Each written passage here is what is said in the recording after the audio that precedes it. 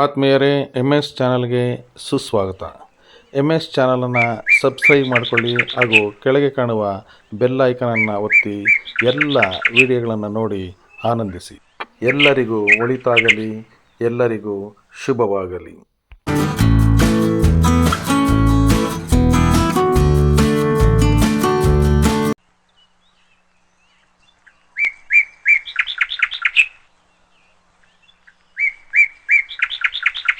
ಕೇಂದ್ರ ಸ್ಥಳದಲ್ಲಿ ಒಂದು ದಿನಗಳ ಮಟ್ಟಿಗೆ ತರಬೇತಿ ಕಾರ್ಯಕ್ರಮವನ್ನು ಆಯೋಜನೆ ಮಾಡಲಾಗಿದೆ. ಈ ಕಾರ್ಯಕ್ರಮ ಜಿಲ್ಲಾ ಶಿಕ್ಷಣ ಮತ್ತು ತರಬೇತಿ ಸಂಸ್ಥೆ, ಜಿಲ್ಲಾ ವೈದ್ಯಕೀಯ ಶಿಕ್ಷಣ ಇಲಾಖೆ, ಜಿಲ್ಲಾ ಪಂಚಾಯತ್ ವಿಭಾಗ, ಶಾಲಾ ಶಿಕ್ಷಣ ಇಲಾಖೆ ಚಿಂತಾಮಣಿ ತಾಲೂಕು ಇವುಗಳ ವ್ಯಾಪ್ತಿಯಿದೆ. ಇವರ ಅವಧಿಯಿಂದ 23-24ನೇ ಸಾಲಿನ ಜಿಲ್ಲಾ ವಲಯದ ಲಿಂಕ್ ಅನುದಾನದಲ್ಲಿ ಸಾಕ್ಷರತಾ ಕಾರ್ಯಕ್ರಮ ಅಂದರೆ 1000 GB ಅಂತ ಅಂದ್ಬಿಟ್ಟು 1000 GB ಅಡಿಯಲ್ಲಿ 2023-24ರಲ್ಲಿ ಕಾರ್ಯಕ್ರಮ ಹಮ್ಮಿಕೊಳ್ಳಲಾಗಿತ್ತು. ಈ ಒಂದು ಮೊದಲನೇ ಹಂತದ ಬೋಧಕ ತರಬೇತಿ ಕಾರ್ಯಕ್ರಮ ಹಮ್ಮಿಕೊಂಡಿದ್ವಿ. ಸೊ ಈ ಕಾರ್ಯಕ್ರಮಕ್ಕೆ ಎಲ್ಲರೂ ಆಗಮಿಸಿದ್ದೀರಾ. ಎಲ್ಲರಿಗೂ ಮೊದಲಿಗೆ ಕಾರ್ಯಕ್ರಮ ಸುಸೂತ್ರವಾಗಿ ಕಾರ್ಯಕ್ರಮ ನೆರವೇರಬೇಕು ಅಂತ ಉದ್ದೇಶದಿಂದ ದೇವರಲ್ಲಿ ಪ್ರಾರ್ಥನೆ ಮಾಡಬೇಕಂತ ನಮ್ಮ ಕಲಿಕಾರ್ಥಿಯಾಗಿರ್ತಕ್ಕಂಥ ಎಂ ನಾಗರತ್ನವರು ದೇವರ ಪ್ರಾರ್ಥನೆಯನ್ನ ಮಾಡಬೇಕು ಅಂತ ಅವರನ್ನು ಅನ್ಕೋಬಹುದು.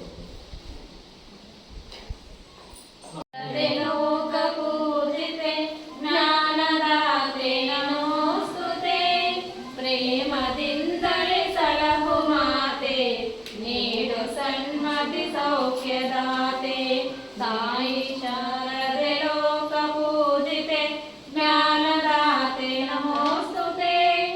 ಅಂಧಕಾರವ ಓಡಿಸು ಜ್ಞಾನ ಜ್ಯೋತಿಯ ಬೆಳಗಿಸು, ಹೃದಯ ಮಂದಿರದಲ್ಲಿ ನೆಲೆಸು ಚಿಂತೆಯಾಗಿಸು, ಶಾಂತಿಯ ಉಳಿಸು.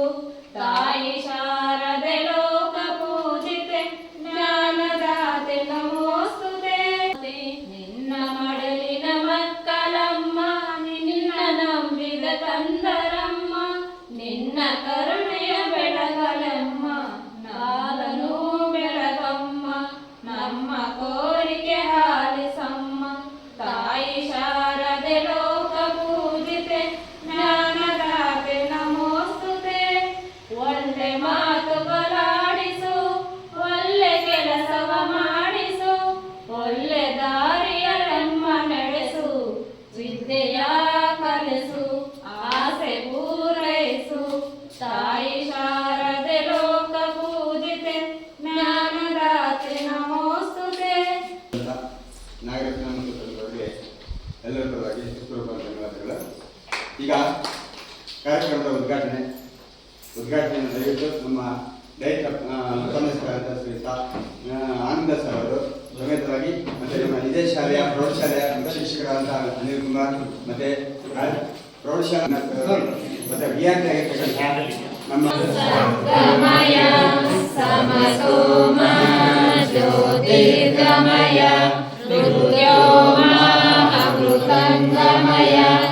ಓಂ ಶಾಂತಿ ಶಾಂತಿ ಶಾಂತಿ. ಶುಭಂ ಕರೋತು ಕಲ್ಯಾಣಂ ಆರೋಗ್ಯಂ ಗುಣ ಸಂಪದಃ ಶತ್ರುಬುದ್ಧಿ ವಿನಾಶಾಯ ದೀಪಂ ಜ್ಯೋತಿ ನಮೋಸ್ತುತೆ. ನಮ್ಮ ಡೈರೆಕ್ಟರ್ ಹಿರಿಯ ಉಪನ್ಯಾಸಕರಾದ ಶ್ರೀಯುತ ಆನಂದ ಸರ್ ಸಮೇತವಾಗಿ ಎಲ್ಲರೂ ಸಹಿತ ಸಹಾಯ ಮಾಡುತ್ತಿದ್ದಾರೆ. ಎಲ್ಲರಿಗೂ ಸಹಿತ ಈ ಕಾರ್ಯಕ್ರಮವಾಗಿ ಹೃತ್ಪೂರ್ವಕವಾದ ಧನ್ಯವಾದಗಳು. ಈಗ ಸ್ವಾಗತ ಕಾರ್ಯಕ್ರಮ ನಮ್ಮ ನಾಗರಹಳ್ಳಿ ಕ್ಲಸ್ಟರ್ ಸಂಬಂಧ ವ್ಯಕ್ತಿಗಳಾಗಿರ್ತಕ್ಕಂಥ ಶ್ರೀಯುತ ವಿ ಶ್ರೀರಾಮಪ್ಪ ಅವರು ಎಲ್ಲರನ್ನು ಈ ಕಾರ್ಯಕ್ರಮಕ್ಕೆ ಹೃತ್ಪೂರ್ವಕವಾಗಿ ಸ್ವಾಗತ ಕೋರಬೇಕು ನಮ್ಮೆಲ್ಲರೂ ಕೋರ್ಕೊಳ್ತೇವೆ. ಸಾಕ್ಷರತಾ ಕಾರ್ಯಕ್ರಮದ ಅಡಿಯಲ್ಲಿ ಈ ಕಾರ್ಯಕ್ರಮವು ಹಿಂದಿನ ವರ್ಷ ನಿಮ್ಮನ್ನೆಲ್ಲ ಪಟ್ಟಿಯೆಲ್ಲ ತಗೊಂಡಿದ್ವಿ. ಕಾರಣಾಂತರಗಳಿಂದ ಅದು ಆಶ್ಚರ್ಯ ಮಾಡಬೇಕಾಗಿತ್ತು. ಇವಾಗ ಈ ಮಾಡಬೇಕಾದ ಪರಿಸ್ಥಿತಿ ಬಂದಿರೋದ್ರಿಂದ ಈ ಕಾರ್ಯಕ್ರಮಕ್ಕೆ ತಾವೆಲ್ಲ ಆಗಮಿಸಿದ್ರ. ಇವತ್ತು ಇನ್ನ ಅನೇಕ ಜನರು ಬರ್ತಿದ್ರು. ಇವತ್ತು ಹೆಲ್ತ್ ಅವರು ಇವತ್ತೇ ಸ್ಕೂಲ್ಗೆ ವಿಸಿಟ್, ಎಲ್ಲ ಸ್ಕೂಲ್ ವಿಸಿಟ್ ಇರೋದ್ರಿಂದ ಸ್ವಲ್ಪ ಅಂಗನವಾಡಿಯವರು ಮತ್ತೆ ಇವರು ಆಶಾ ಕಾರ್ಯಕರ್ತರು ಎಲ್ಲ ಸ್ವಲ್ಪ ನಿಂತೋಗಿದ್ದಾರೆ. ಅವ್ರು ಮಧ್ಯಾಹ್ನ ಮೀಟಿಂಗ್ ಆದ್ಮೇಲೆ ಮತ್ತೆ ಎಲ್ಲ ಜಾಯ್ನ್ ಆಗ್ತಾರೆ. ಈಗ ಈ ಒಂದು ಕಾರ್ಯಕ್ರಮಕ್ಕೆ ನಮ್ಮ ಚಿಕ್ಕಬಳ್ಳಾಪುರ ಡೈಟ್ ವತಿಯಿಂದ ಹಿರಿಯ ಉಪನ್ಯಾಸಕರಾಗಿರ್ತಕ್ಕಂಥ ನಮ್ಮ ಆನಂದ್ ರಾವ್ ಅವರು ಈ ಕಾರ್ಯಕ್ರಮಕ್ಕೆ ಆಗಮಿಸಿ ಈ ಕಾರ್ಯಕ್ರಮವನ್ನು ಯಶಸ್ವಿಯಾಗಿ ನಡೆಸಿಕೊಂಡು ಬಂದಿದ್ದಾರೆ. ಅವ್ರಿಗೂ ಈ ಕಾರ್ಯಕ್ರಮದ ಪರವಾಗಿ ಹೃತ್ಪೂರ್ವಕ ಸ್ವಾಗತ. ನಮ್ಮ BRC ಕೇಂದ್ರದ ಸಂಪನ್ಮೂಲ ವ್ಯಕ್ತಿಗಳಾಗಿರ್ತಕ್ಕಂಥ ನಮ್ಮ ಈಶ್ವರಡಿ ಸರ್ ಅವರು ಬಂದಿದ್ದಾರೆ. ಅವ್ರಿಗೂ ಈ ಕಾರ್ಯಕ್ರಮದ ಪರವಾಗಿ ಸ್ವಾಗತವನ್ನು ಕೋರುತ್ತಿದ್ದೇವೆ. ಹಾಗೆ ಇದೇ ಕೇಂದ್ರ ಶಾಲೆಯ ನಮ್ಮ ಅನಿಲ್ ಸರ್ ಅವರು ಮುಖ್ಯ ಶಿಕ್ಷಕರು, ಅವರು ಕೂಡ ಈ ಕಾರ್ಯಕ್ರಮಕ್ಕೆ ಆಗಮಿಸಿ ಈ ಕಾರ್ಯಕ್ರಮ ಯಶಸ್ವಿ ಮಾಡಬೇಕು ಸರ್ ಅಂತ ಕೇಳಿಕೊಂಡಾಗ ಅವರು ಕೂಡ ಬಂದು ಈ ಕಾರ್ಯಕ್ರಮದಲ್ಲಿ ಪಾಲ್ಗೊಂಡಿದ್ದಾರೆ. ಅವ್ರಿಗೂ ಈ ವೇದಿಕೆಯ ಪರವಾಗಿ ಸ್ವಾಗತವನ್ನು ಬಯಸ್ತಾ ಇದ್ದಾರೆ. ಹಾಗೆ ನಮ್ಮ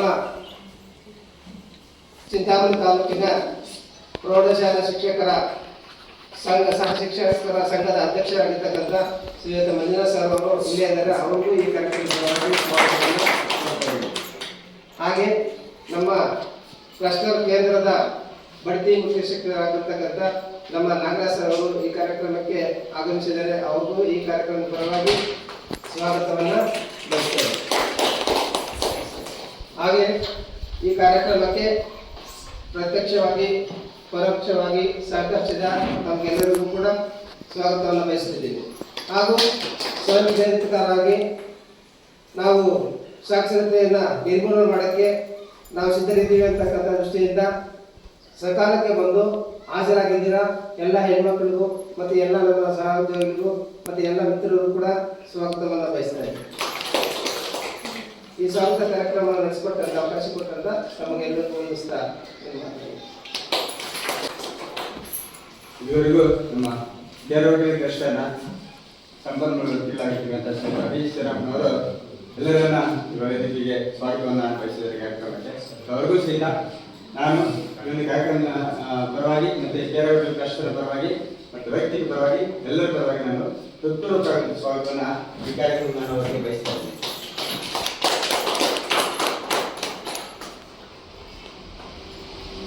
ಮುಂದಿನ ಕಾರ್ಯಕ್ರಮವಾಗಿ ರಾಷ್ಟ್ರಗಳು ಈ ಕಾರ್ಯಕ್ರಮ ಕುರಿತು ಬೇರೆ ದೇಶಗಳು ಮೂಲ ಉದ್ದೇಶ ಏನು, ಯಾಕೆ ಈ ಕಾರ್ಯಕ್ರಮ ಮಾಡ್ತಿದೆ ಅನ್ನೋದ್ರ ಬಗ್ಗೆ ಕ್ಷೇತ್ರ ಸಂಪನ್ಮೂಲ ವ್ಯಕ್ತಿ ಆಗಿರ್ತಕ್ಕಂಥ ವಿದ್ಯಾರ್ಥಿ ಶ್ರೀಯುತ ಮಿತ್ರರಾಗಿರ್ತಕ್ಕಂಥ ಶ್ರೀಯುತ KB ಈಶ್ವರರೆಡ್ಡಿ ಅವರು ಈ ಕಾರ್ಯಕ್ರಮ ಕುರಿತು ಪ್ರಸ್ತಾವನೆಗಳನ್ನ ಪಡೆಯಬೇಕಂತ ನಾನು ಈಗ ಈ ಕಾರ್ಯಕ್ರಮಕ್ಕೆ ನಮ್ಮ ಡೈಟ್ನ ಉಪನ್ಯಾಸಕರು ಆಗಮಿಸಿದ್ದಾರೆ. ಅವರು ಹಾಗೂ ನಮ್ಮ ಪ್ರೌಢಶಾಲಾ ಶಿಕ್ಷಕರ ಸಂಘದ ಅಧ್ಯಕ್ಷರಾಗಿರ್ತಕ್ಕಂಥ ಮಂಜು ಸರ್ ಅವರು ಮತ್ತು ನಮ್ಮ ಈ ಕ್ಷೇತ್ರ ಸಂಪನ್ಮೂಲ ವ್ಯಕ್ತಿಗಳಾಗಿರ್ತಕ್ಕಂಥ ಇವರು ಸಮೂಹ ಶ್ರೀರಾಮಪುರದವರು ಹಾಗೂ ಮುಖ್ಯ ಶಿಕ್ಷಕರೇ ಹಾಗೂ ಆನಂದ್ ಸರ್ ಅವರೇ. ಈ ದಿನದ ಉದ್ದೇಶ ಅಂದರೆ ಸಾಕ್ಷರತಾ ಕಾರ್ಯಕ್ರಮ, ನವಭಾರತ ಸಾಕ್ಷರತಾ ಕಾರ್ಯಕ್ರಮ 2001ರಲ್ಲಿ ಜನಗಣತಿ ಮಾಡಿದಾಗ ಸುಮಾರು 75 ಲಕ್ಷ ಏನು ಈ ನಮ್ಮ ಕರ್ನಾಟಕ ರಾಜ್ಯದಲ್ಲಿ ಅನಕ್ಷರಸ್ಥರಿದ್ದಾರೆ. ಈ ಅನಕ್ಷರಸ್ಥರನ್ನು ಸಾಕ್ಷರಸ್ಥರನ್ನಾಗಿ ಮಾಡೋದಕ್ಕೆ ಏನು ನಮ್ಮೆಲ್ಲ ಈಗಾಗಲೇ ಈ ಕಾರ್ಯಕ್ರಮದ ಉದ್ದೇಶ ಬಹಳಷ್ಟು ತಿಳಿಸಿದ್ದಾರೆ. ಯಾಕಂದರೆ ಇದು 2023-24 ಬಂದಿತ್ತು. ಯಾಕಂದರೆ ಈಗ ಹಲವಾರು ಕಾರಣಗಳಿಂದ ಈಗ 24-25ರಲ್ಲಿ ನಾವು ಈ ಕಾರ್ಯಕ್ರಮವನ್ನು ನಡೆಸಬೇಕಾಗಿದೆ. ಯಾಕಂದರೆ ಏನು ಹಲವಾರು ಕಾರ್ಯಕ್ರಮಗಳು ಬೇರೆ ಬೇರೆ ಕಾರ್ಯಕ್ರಮಗಳಿರೋದ್ರಿಂದ ಇದು ಸ್ವಲ್ಪ ತಡ ಆಯಿತು.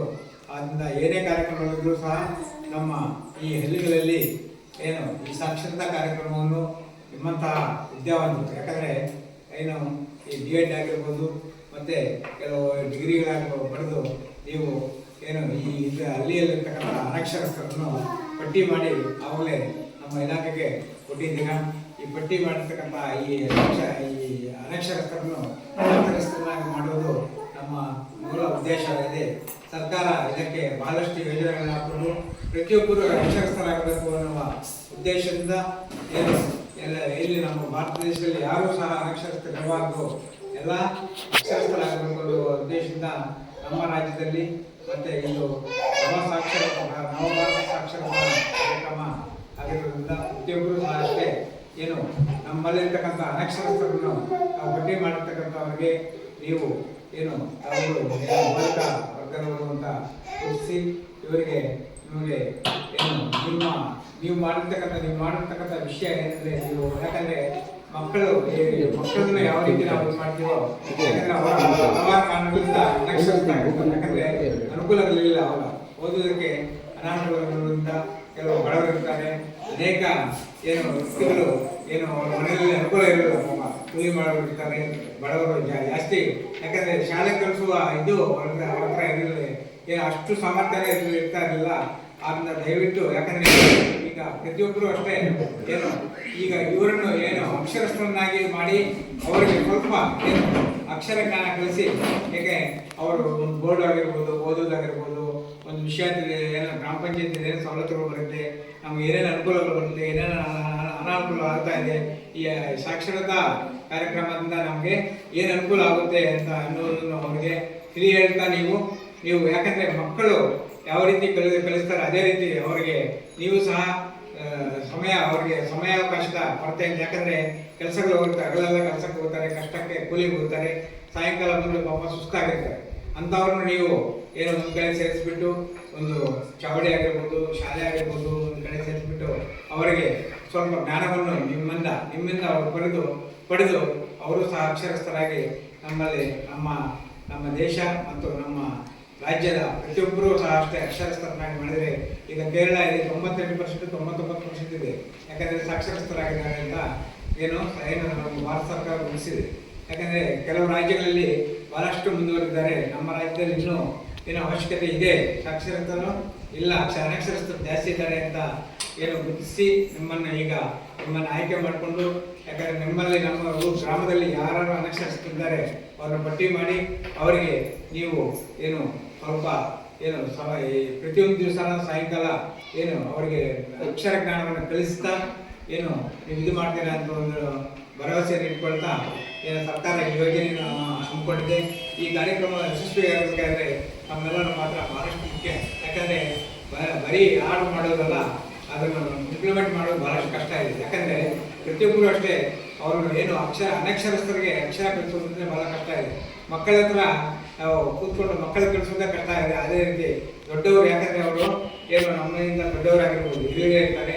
ಅವರಿಗೆ ನಾವು ಅಕ್ಷರ ಜ್ಞಾನವನ್ನು ಕಲಿಸ್ಬೇಕಂದ್ರೆ ಬಹಳಷ್ಟು ಕಷ್ಟ ಇದೆ ಯಾಕಂದರೆ ಅವರಿಗೆ ಸರಿಯಾದ ಸಮಯಕ್ಕೆ ಅವರ ಸಮಯಕ್ಕೆ ನಾವು ಕೂತ್ಕೊಂಡು ಯಾಕಂದರೆ ಅವರಿಗೆ ಸಾಯಂಕಾಲ 6 ಗಂಟೆ ಬಂದರೆ ಅಡುಗೆ ಮಾಡೋದು ಅದು ಇದೆಲ್ಲ ಇರುತ್ತೆ ಅವೆಲ್ಲ ಬಿಟ್ಟು 1 ಗಂಟೆ ಹೊತ್ತು ನೀವು ಅವ್ರನ್ನ ಕೂರಿಸ್ಕೊಂಡು ಈ ಅಕ್ಷರ ಜ್ಞಾನವನ್ನು ಕಲಿಸಿ ಅವ್ರನ್ನೂ ಸಹ ಸಾಕ್ಷರನ್ನ ಮಾಡಿ ಅವ್ರನ್ನೂ ಸಹ ಪ್ರಜೆಗಳನ್ನ ಮಾಡಿ ಉತ್ತಮ ಏನು ಅವಕಾಶಗಳನ್ನು ಉಪಯೋಗಿಸ್ಕೊಳ್ತಾ ನೀವು ಇದನ್ನು ಯಾವ ಸದಾವಕಾಶ ನಿಮಗೆ ಸಿಕ್ಕಿದೆ ನಿಮ್ಮ ಅದೃಷ್ಟ ಇದೆ ಯಾಕಂದರೆ ನಾವು ಒಂದು ಅಕ್ಷರ ಜ್ಞಾನ ಕಲಿಸಬೇಕಂದ್ರೆ ಬಹಳಷ್ಟು ಇದು ಒಬ್ಬ ಶಿಕ್ಷಕರಿಗೆ ಇತ್ತು ಆ ಅವಕಾಶ ನಿಮಗಿದೆ ನೀವು ಒಬ್ಬ ಶಿಕ್ಷಕರಿದ್ದಾಗೆ ಈಗ ಅಂಥದನ್ನು ಉಪಯೋಗಿಸ್ಕೊಂಡು ನಾವು ಈ ಅನಕ್ಷರಸ್ಥರನ್ನೆಲ್ಲ ನಮ್ಮ ಗ್ರಾಮದಲ್ಲಿರ್ತಕ್ಕಂಥ ಪ್ರತಿಯೊಬ್ಬರನ್ನು ಅಕ್ಷರಸ್ಥರನ್ನ ಮಾಡುವ ಉದ್ದೇಶ ನಮಗಿದೆ ಆದ್ದರಿಂದ ನೀವು ಈ ಕಾರ್ಯಕ್ರಮವನ್ನು ಯಶಸ್ವಿಗೊಳಿಸಿದ ಒಂದು ನಂಬಿಕೆ ಇಡ್ತಾ ಈ ಕಾರ್ಯಕ್ರಮಕ್ಕೆ ಆಗಮಿಸಿದ್ದಕ್ಕೆ ಎಲ್ಲರಿಗೂ ಹೊಂದಿಸ್ತಾ 2 ಮಾತನ್ನು ಮುಗಿಸ್ತಾ ಇದ್ದೀನಿ.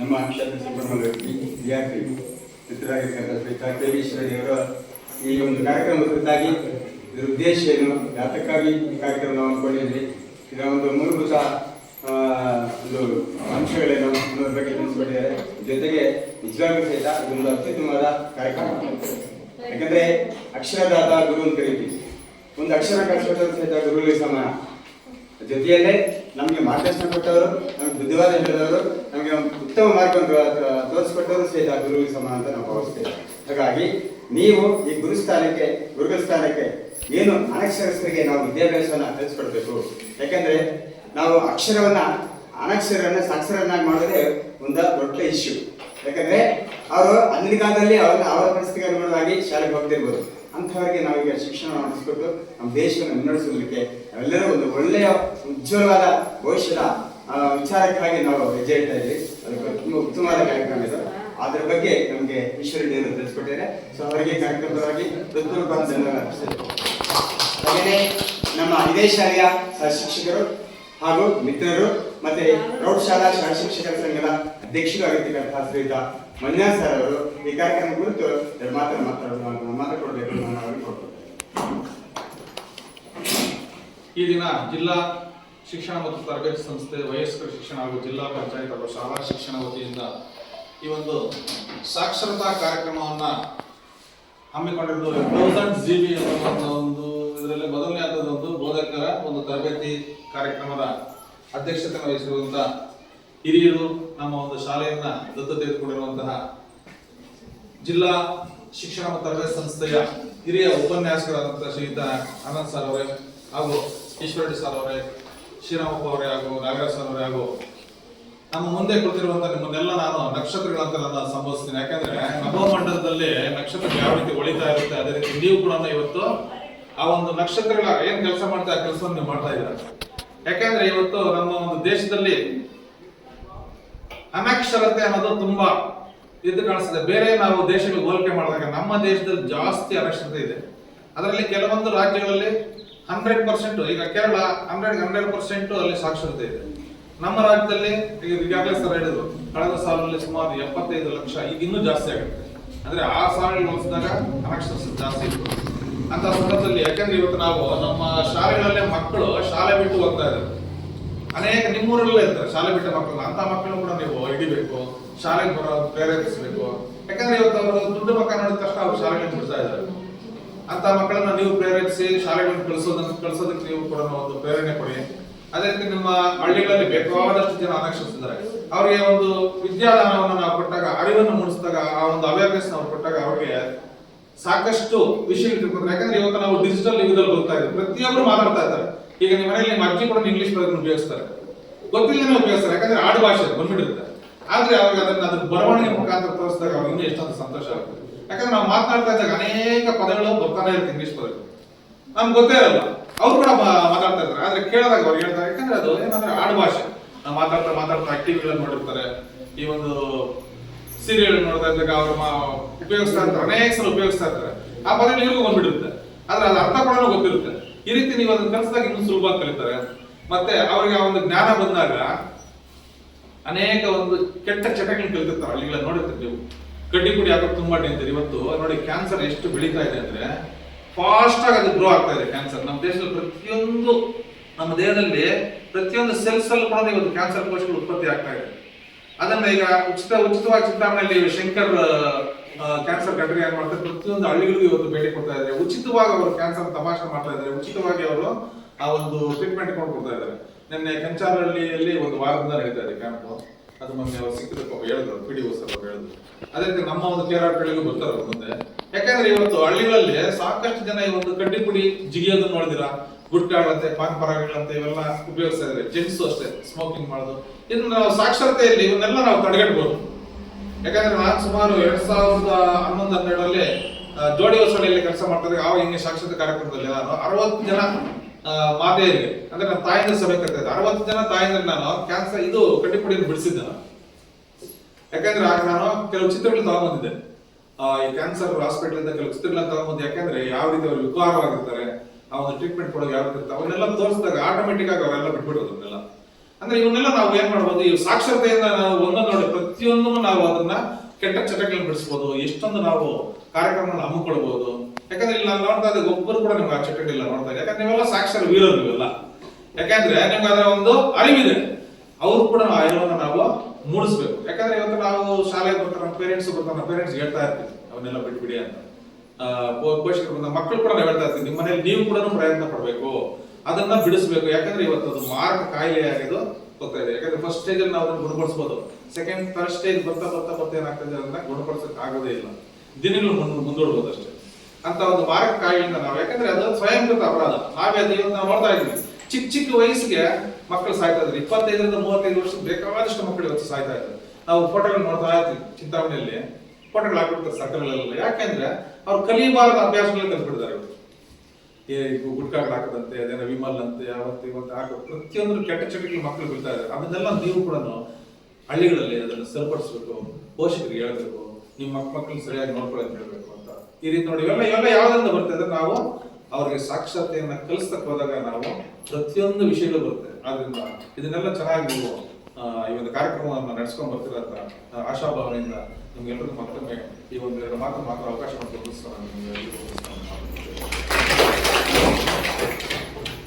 ಇವರಿಗೂ ನಮ್ಮ ಮಂಜು ಸರ್ ಅವರು ನಿಜವಾಗ ಒಳ್ಳೆಯ ವಿಚಾರವನ್ನು ತಿಳಿಸ್ಕೊಟ್ಟಿದ್ದಾರೆ. ಯಾಕಂದ್ರೆ ಅನ್ನ, ಅಕ್ಷರ, ಆರೋಗ್ಯ ಜೀವನದಲ್ಲಿ ಪ್ರತಿಯೊಬ್ಬ ಮಾನವ ಹುಟ್ಟಿದರೆ ಪ್ರತಿಯೊಬ್ಬ ಮನುಷ್ಯನಿಗೂ ಪ್ರಮುಖವಾದ ಅಂಶಗಳಲ್ಲಿ 3. ನಾವು ಜೀವನ ಮಾಡಬೇಕಾದ್ರೆ ಅಥವಾ ನಾವು ಬದುಕುಳಿಬೇಕಾದ್ರೆ ನಾವು ಬದುಕಲಿಕ್ಕೋಸ್ಕರ ಊಟ ಮಾಡಬೇಕು, ಜೀವನಕ್ಕೋಸ್ಕರ ಊಟ ಮಾಡಬೇಕು, ನಮ್ಮ ಶಕ್ತಿಗಾಗಿ ಊಟ ಮಾಡಬೇಕು, ಹಾಗೇನೆ ಜ್ಞಾನಕ್ಕಾಗಿ ಅಕ್ಷರ ಕಲಿಯಬೇಕು, ಹಾಗೇನೆ ಉಳಿಯುವಿಕೆಗಾಗಿ ಆರೋಗ್ಯ ಕಾಪಾಡ್ಕೋಬೇಕು. ಈ 3 ತುಂಬಾ ಮುಖ್ಯ ಜೀವನದಲ್ಲಿ. ಅನ್ನ, ಅಕ್ಷರ ಮತ್ತು ಆರೋಗ್ಯ.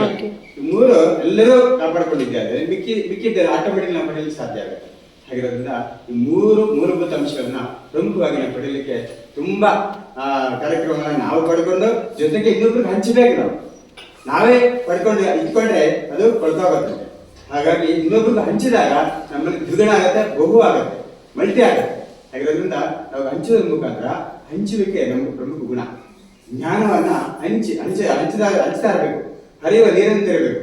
ಆವಾಗ ಮಾತ್ರ ನಮ್ಮಲ್ಲಿ ಇನ್ನೂ ಹೆಚ್ಚಾಗತ್ತೆ. ಮತ್ತೆ ನಮ್ಮಲ್ಲಿ ಜ್ಞಾನವನ್ನು, ಉತ್ತಮವಾದ ಜ್ಞಾನ ಇನ್ನೊಬ್ಬರಿಗೆ ಹಂಚಿದಾಗ ನಮ್ಮಲ್ಲಿ ಆತ್ಮವಿಶ್ವಾಸ ಬರುತ್ತೆ. ನಾನು ಒಳ್ಳೆಯ ಕೆಲಸ ಸದ್ವಿಚಾರ ಮಾಡ್ತಾ ಇದ್ದೀನಿ ಅಂತ ನಮ್ಮ ಮಕ್ಕಳು ಸಹಿತ ಒಳ್ಳೆ ಮೌಲ್ಯವನ್ನು ಕಲಿಯಲಿಕ್ಕೆ ಸಾಧ್ಯ ಆಗುತ್ತೆ ಅನ್ನೋ ವಿಚಾರಗಳನ್ನು ನಮ್ಮ ಮಂಜು ಸರ್ ತಿಳಿಸ್ಕೊಟ್ಟಿದ್ದಾರೆ. ಸೊ ಅವರಿಗೆ ಎಲ್ಲರ ಪರವಾಗಿ ಧನ್ಯವಾದ. ಹಾಗೆ ಕೊನೆಯದಾಗಿ ನಮ್ಮ ಹಿರಿಯ ಉಪನ್ಯಾಸಕರಾಗಿದ್ದ ಆನಂದ ಸರ್ ಅವರು ಕಾರ್ಯಕ್ರಮ ಅಧ್ಯಕ್ಷರಾಗಿ ಆಸೀನರಾಗಿದ್ದಾರೆ. ಅವರಿಗೆ ಮತ್ತೊಮ್ಮೆ ನಾನು ಸ್ವಾಗತವನ್ನು ಕೊಡ್ತಾ, ದಯವಿಟ್ಟು ಈ ಕಾರ್ಯಕ್ರಮದ ಉದ್ದೇಶ ಬಗ್ಗೆ ಮತ್ತೊಮ್ಮೆ ಅವರು ನಿಮ್ಮೆಲ್ಲರಿಗೂ ಕೊಡಬೇಕು ಅಂತ ನಾನು ಅವರಿಗೆ ಕೋರ್ಕೊಳ್ತೇನೆ. ನಮಸ್ಕಾರ. ಈ ದಿನ ಸಾಕ್ಷರತಾ ಕಾರ್ಯಕ್ರಮವನ್ನು ಹಮ್ಮಿಕೊಂಡಿದ್ದೀವಿ. ಇದು ಬಹಳ ಪ್ರಮುಖವಾದಂಥ ನಿಮಗೆ ಗೊತ್ತಿದೆ. ಈ ದಿನದ ವೇದಿಕೆಯಲ್ಲಿ ಆಸೀನರಾಗಿರುವಂಥ ಶ್ರೀಯುತ ಮಂಜುನಾಥ್ ಸರ್, ಸರ್ಕಾರಿ ಪ್ರೌಢಶಾಲಾ ಸಹ ಶಿಕ್ಷಕರ ಸಂಘ ಅಧ್ಯಕ್ಷರು, ಹಾಗೂ ಈ ಹಿರೇಕಟ್ಟೆನಹಳ್ಳಿ ಕೆ ರಾಘುಗಳ್ಳಿ ಸರ್ಕಾರಿ ಪ್ರೌಢಶಾಲಾ ಸಹ ಶಿಕ್ಷಕರು, ಗಣಿತ ಶಿಕ್ಷಕರು, ಅವರು ಮತ್ತು ನಮ್ಮ ಬ್ಲಾಕ್ ಸಮೂಹ ಸಂಪನ್ಮೂಲ ವ್ಯಕ್ತಿಗಳಾದಂಥ ಈಶ್ವರ ರೆಡ್ಡಿಯವರು BRP ಅಂತೀವಿ. ಹಾಗೆಯೇ ಪ್ರಮುಖವಾಗಿ ಕ್ಲಸ್ಟರ್ ಸಂಪನ್ಮೂಲ ವ್ಯಕ್ತಿಗಳು ಆದಂಥ ಶ್ರೀರಾಮಪುರವರು ಮತ್ತು ಮುಖ್ಯ ಶಿಕ್ಷಕರಾದಂಥ ನಾಗರಾಜ್ ಅವರು. ಇವ್ರನ್ನ ಮತ್ತೆ ನಾನು ಒಂದು ಶಾಲೆಯಲ್ಲಿ ಭೇಟಿಯಾಗಿದ್ದೆ, ಇವತ್ತು ಮತ್ತೆ ಕಾಣ್ತಾ ಇದ್ದೀನಿ. ಮತ್ತು ಎಲ್ಲ ನನ್ನ ಪ್ರೀತಿಯ ಬೋಧಕರು, ಪ್ರೀತಿಯ ಆತ್ಮೀಯ ಅಣ್ಣ, ಅಕ್ಕ, ತಂಗಿಯರು ಇಲ್ಲಿದ್ದೀರ. ಇದು ಭಾಳ ಪ್ರಮುಖವಾದಂತೆ ಈಗಾಗಲೇ ನೀವು ಕೇಳ್ಪಟ್ಟಿದ್ದೀರಾ. ಇದು ಪ್ರಮುಖವಾಗಿ ಏನಪ್ಪ ಅಂದರೆ, ಇಲಾಖೆ ಸರ್ಕಾರ ಎಲ್ಲ ಗ್ರಾಮ ಪಂಚಾಯತಿ ಅವಧಿಯಲ್ಲಿ, ಪಂಚಾಯತಿ ವ್ಯವಸ್ಥೆಯಲ್ಲಿ ನೋಡಿ, ವಿದ್ಯೆ ಅನ್ನೋದು ಭಾಳ ಅತ್ಯಮೂಲ್ಯವಾದ ಒಂದು ಬೆಳಕಿದ್ರೆ ಎಂಥ ಕತ್ಲೆಯನ್ನು ಓಡಿಸ್ಬಿಡೋದು. ಬೆಳಕು ಇಲ್ಲ ಅಂದರೆ ನಾವೇನಾಗ್ತೀವಿ, ಅಂಧಕಾರದಲ್ಲಿ ಕತ್ಲೆಯಲ್ಲಿ ಇರ್ತೀವಿ. ಆ ಥರ ಎಜುಕೇಷನ್ ಅಂತೀವಿ ಇಂಗ್ಲೀಷಲ್ಲಿ. ಈ ಎಜುಕೇಷನ್, ಶಿಕ್ಷಣ ಅನ್ನೋದು ನಮ್ಮನ್ನು ಏನೂ ತಿಳಿದುವಾದ ಅಂಧಕಾರದಲ್ಲಿರುವಂಥ ನಮ್ಮನ್ನು ಏನು ಮಾಡ್ತದೆ, ಬೆಳಕಿನಡೆಗೆ ಕರ್ಕೊಂಡು ಹೋಗ್ತದೆ. ಅಂದರೆ ನಮಗೆ ತಿಳುವಳಿಕೆ ಬರ್ತದೆ, ನಾವು ಯಾವ ರೀತಿಯಲ್ಲಿ ಇರಬೇಕು, ಯಾವ ರೀತಿಯಲ್ಲಿ ನಾವು ಜೀವನ ನಡೆಸಬೇಕು, ಯಾವ ರೀತಿಯಲ್ಲಿ ಹೋಗ್ಬೇಕು ಅನ್ನೋದು ಏಕೈಕ ಮಂತ್ರ ಅಂದರೆ ಅದು ಶಿಕ್ಷಣ. ಅದ್ರ ಮೂಲಕ ಮಾತ್ರ ಆಗ್ತದೆ. ಇನ್ನು ಬೇರೆ ಯಾವುದರಿಂದ, ದುಡ್ಡಿಂದ, ಹಣ, ಅಂತಸ್ತು ಯಾವುದರಿಂದ ಸಾಧ್ಯ ಇಲ್ಲ. ಇದೊಂದೇ ಮಾರ್ಗ ನಮ್ಮನ್ನ ದೈನಂದಿನ ಜೀವನದಲ್ಲಿ ಅಥವಾ ನಮ್ಮ ಜೀವನದಲ್ಲಿ ನಾವು ಯಾವ ಕಡೆ, ಯಾವ ಒಳ್ಳೆ ನಿಟ್ಟಿನಲ್ಲಿ, ಒಳ್ಳೆ ದಾರಿಯಲ್ಲಿ ನಾವು ಹೋಗ್ಬೇಕು ಅಂದರೆ, ಒಳ್ಳೆ ಉತ್ತಮ ಅಭ್ಯಾಸಗಳು ಬೆಳೆಸ್ಕೊಳ್ಬೇಕು ಅಂದರೆ ಏಕೈಕ ಸಾಧನ ಶಿಕ್ಷಣ. ಅದನ್ನ ಎಲ್ಲರೂ ದೊಡ್ಡವರು ಎಲ್ಲ ಕಂಡಿಟ್ಕೊಂಡವರು. ಮಹಾತ್ಮ ಗಾಂಧೀಜಿಯವರು ಇರ್ಬೋದು, ಅಂಬೇಡ್ಕರ್ ಅವರು ಇರ್ಬೋದು, ಮಹಾನ್ ಸಂತರು ಎಲ್ಲರೂ ತಿಳ್ಕೊಂಡೆ ಇದನ್ನ ಶಿಕ್ಷಣದ ಮೂಲಕ ಮಾತ್ರ ನಾವು ಸಾಕ್ಷರತೆಯನ್ನು ಸಾಧಿಸೋದಕ್ಕೆ ಸಾಧ್ಯ. ಈ ನಿಟ್ಟಿನಲ್ಲಿ ಇಲಾಖೆ ಒಂದು ಗುರಿಯನ್ನು ಇಟ್ಕೊಳ್ಳೋದು, ಒಂದು ಉದ್ದೇಶನ ಇಟ್ಕೊಳ್ಳೋದು. ಇಷ್ಟು ಗ್ರಾಮ ಪಂಚಾಯತಿಗಳ ಆಯ್ಕೆಯನ್ನು ಮಾಡ್ಕೊಳ್ಳೋದು, ಇಷ್ಟು ಗ್ರಾಮ ಪಂಚಾಯತಿಯಲ್ಲಿ ಸರಳವಾಗಿ ಓದು ಬರ, ಸರಳವಾಗಿ ಅಂದರೆ ಕೆಲವರಿಗೆ ನಾವು ಸಹಿ ಮಾಡೋದು ಬರಲ್ಲ ಅಲ್ವಾ, ನೋಡಿದ್ದೀರೋದಲ್ವ. ಎಷ್ಟೋ ಜನಕ್ಕೆ ಬ್ಯಾಂಕಲ್ಲಿ ಹೋದ್ರೆ ಒಂದು ಸಹಿ ಹಾಕೋದಕ್ಕೆ ಏನು ಮಾಡ್ತಾರೆ, ಹೆಬ್ಬೆಟ್ಟು ಬೇರೆಯವ್ರನ್ನ ಕರಿತಾ ಇರ್ತಾರೆ ಅಟೆಸ್ಟ್ ಮಾಡೋದಕ್ಕೆ. ನೋಡಿರ್ತೀವಿ ಬ್ಯಾಂಕಲ್ಲಿ. ಅದು ಭಾಳ ಮುಖ್ಯ. ನೋಡಿ, ಒಬ್ಬ ವ್ಯಕ್ತಿ, ನಾವು ಒಬ್ಬ ಮಾನವನಾಗಿ, ಮಾನವ ಸಂಪನ್ಮೂಲ, ನಾವೆಲ್ಲರೂ ಮಾನವ ಸಂಪನ್ಮೂಲನೇ. ಮಕ್ಕಳು ಇವಾಗ ಶಾಲೆಯಲ್ಲಿ ಓದ್ತಾ ಇರೋದು ಮಾನವ ಹ್ಯೂಮನ್ ರಿಸೋರ್ಸ್. ಒಂದು ದೇಶ ಚೆನ್ನಾಗಿ ಅಭಿವೃದ್ಧಿ ಆಗ್ಬೇಕಂತ, ಒಂದು ದೇಶ ಚೆನ್ನಾಗಿ ಬೆಳವಣಿಗೆ ಆಗ್ಬೇಕು, ಆರ್ಥಿಕವಾಗಿರ್ಬೋದು, ಸಾಮಾಜಿಕವಾಗಿರ್ಬೋದು, ಶೈಕ್ಷಣಿಕವಾಗಿರ್ಬೋದು, ಏನು ಸ್ವಚ್ಛತೆಯಲ್ಲಿರ್ಬೋದು, ಎಲ್ಲದರಲ್ಲೂ ಅದು ಏಕೈಕ ಮಾರ್ಗ ಶಿಕ್ಷಣ. ಸೊ ಅದನ್ನ ಅರ್ಥ ಇಲಾಖೆ ಏನು ಮಾಡಿದೆ, ಇವತ್ತು ಇಷ್ಟು ಗ್ರಾಮ ಪಂಚಾಯತಿಗಳಂತ ಆಯ್ಕೆ ಮಾಡಿಕೊಂಡು ಒಂದು ಒಂದು ಒಂದು ಪಟ್ಟಿ ಇಟ್ಕೊಂಡು, ಒಂದು ಟೈಮ್ ಟೇಬಲ್ ಇಟ್ಟು, ವೇಳಾಪಟ್ಟಿ, ಆ ವೇಳಾಪಟ್ಟಿಯಲ್ಲಿ ಅನುದಾನ ಕೊಡ್ತಾರೆ. ಸಾಧ್ಯವಾದಷ್ಟು ಇವತ್ತು ನೋಡಿ ಅನುದಾನ ಒದಿಸೋದೇ ಕಷ್ಟ, ಅದರಲ್ಲಿ ಸ್ವಲ್ಪ ದುಡ್ಡು ಒಂದಿಷ್ಟು ಕಲಿಸಿ, ಇಷ್ಟು ತಿಳುವಳಿಕೆ ಮೂಡಿಸಿ ಅನ್ನೋ ಒಂದು ಉದ್ದೇಶಕ್ಕೆ ಬೇಕಾದಷ್ಟು ನೋಡಿ ಪ್ರೇರಕ ಪುಸ್ತಕಗಳಿದೆ, ಸಾಮಗ್ರಿ ಇದೆ. ಇದರಿಂದ ಬೇಕಾದಷ್ಟು ದೊಡ್ಡ ದೊಡ್ಡ ಇಲಾಖಾ ಅಧಿಕಾರಿಗಳು ಶ್ರಮಿಸ್ತಾರೆ. ಏನಂದ್ರೆ ಅದು ಒಂದು ಉದ್ದೇಶ, ಕಾರಣ ಇಷ್ಟೇ, ಅನಕ್ಷರಸ್ಥರು ಅಂತಂದ್ರೆ ನಾವು ಅನ್ಬಾರ್ದು.